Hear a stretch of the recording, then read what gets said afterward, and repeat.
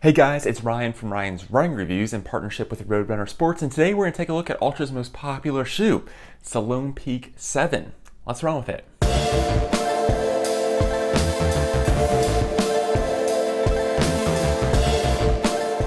Now before we get started, I do want to say these shoes were provided to me by Roadrunner Sports. However, they didn't have a chance to preview this video, and this final synopsis is my own.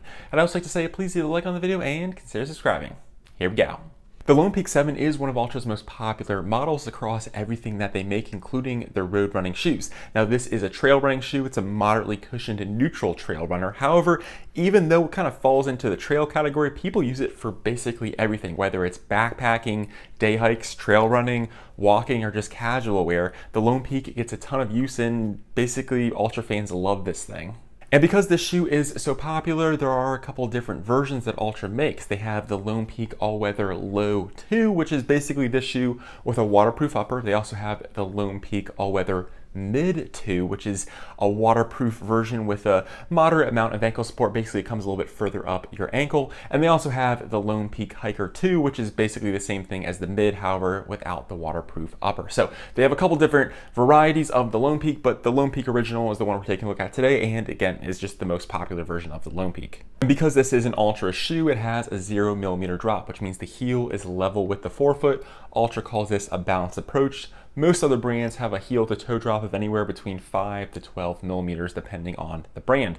They also have a really wide toe box here with the Lone Peak. They have 3 different kinds within the Altra lineup. They have original, standard, and slim. The Lone Peak 7 still has the original foot shape, which is their widest. I'll have a graphic on the screen so you can see exactly what I'm talking about. The original does give you a couple more millimeters in width, especially in the toe box region compared to the standard. So widest option available with regard to the foot shape. And then on top of that, I should say, they also have a wide version of the Lone Peak. So the original is the widest foot shape, and then they also make the widest foot shape in a wide width, if that makes any sense at all. So you have a lot of sizing options with this particular model depending on what your foot looks like. As far as stats go, we have 25 millimeters in the heel, 25 in the forefoot for that classic 0mm Altra drop. Now with regard to weight, we do go up slightly, about 0.4 of an ounce, from 10.6 on the Lone Peak 6 now to 11 ounces here on the Lone Peak 7. The price also does go up about $10 this year, going from $140 to now $150 for the 7th edition of this shoe. The upper has been redesigned this year. We get a more streamlined approach. It's a little bit more minimal. You have less seams and stitching, providing a very consistent feel, which I quite liked. They also removed the drainage slots here on the medial side and along the toe guard. On previous versions, the toe guard had these slits that would let water kind of drain out of the shoe, and that has been changed. It's now a solid piece of a rubberized material. It's a little bit more minimal compared to previous versions, and I really didn't have a chance to test the drainage, mainly because it's the middle of winter here in Maryland and everything is frozen. But I will say, if I had to take a best guess, you do have an engineered mesh that goes down on the lateral side and on the medial side of the toe box, which should allow water to escape. So I don't think this is going to be just a boat that just holds in water. You should have some easy drainage access on both the top of the lateral side and the medial side.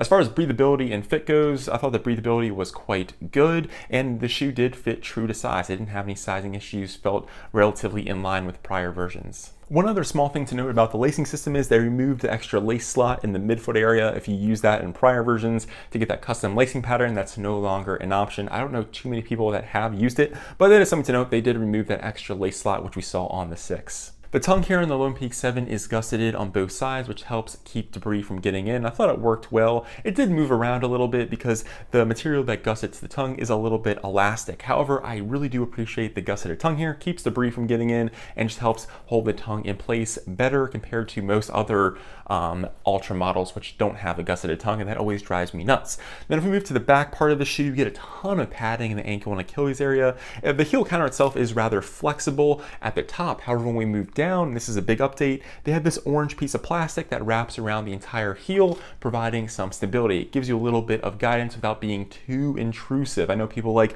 the Lone Peak because of how flexible this is. You can just kind of roll this shoe all over the place.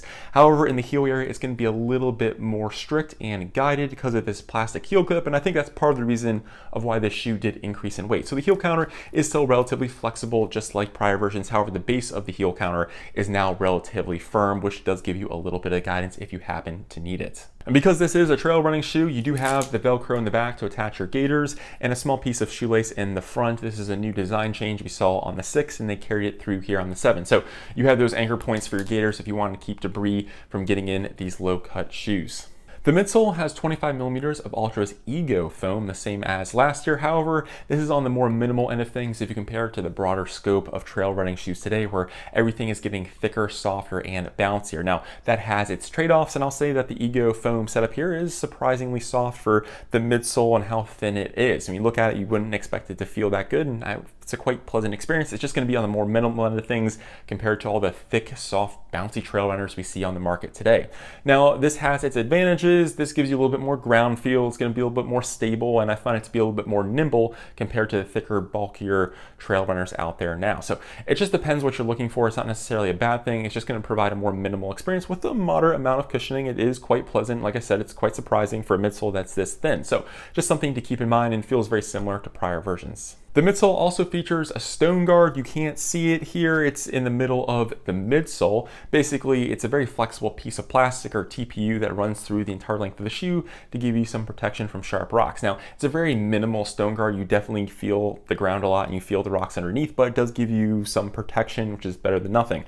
I will say they designed this stone guard to be flexible, and that holds to be true. You can basically bend this shoe any which way you want, except towards the back part where you do get a little bit more stability, like we talked about with that piece of plastic towards the base of the heel. Moving on to the outsole, they're still calling it the MaxTrac Trail Claw pattern. It's very similar to last year with a couple key differences.